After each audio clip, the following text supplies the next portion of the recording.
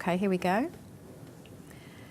Cancer screening saves lives. That is a fact, according to doctors across the globe. But can increased screening do more harm than good? Dr. Gary Kerr from the University of Salford. Can it do more harm than good?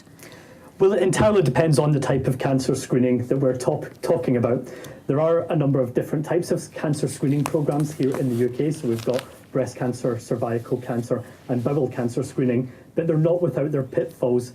I think it's really important to point out that, yes, cancer screening does save lives, but there are some harms, and it's those harms associated with cancer screening programmes that we need to talk about more, just so that people understand the risks of the screening programme when they're going for screening. How can cancer screening harm you?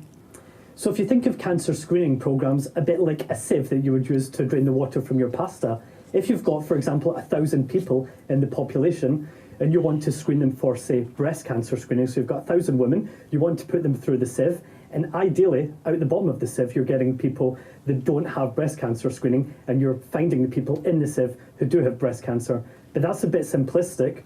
It's a bit more muddled than that. So the cancer screening programme itself does detect women who do not have cancer, and there's a bit of anxiety associated with that. But also look at the other end, you've got people coming out the other end of the screening programme who do have breast cancer, who might go home that night and notice that there's some slight changes to their breast, but they think, actually, I've just been for screening and there's no problems, so I don't need to go to my GP about this. So it gives us a false sense of security or a heightened sense of danger?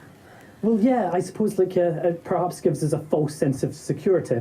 So a recent study found that for every 1,000 women going for breast cancer screening, it saves 5 women's lives who've got breast cancer. And that's absolutely fantastic news.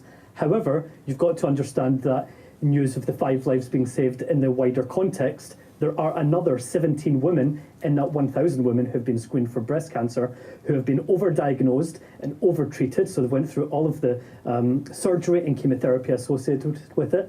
And actually, they would have been fine had they not been picked up on the screening programme. So there are a number of issues around that. Just moving on from speaking about women's cancer, we've got prostate cancer screening, which isn't an official screening programme, but doctors will screen men who ask for this. And there's a number of issues about why we've got screening programmes for women and why society allows women to take these risks.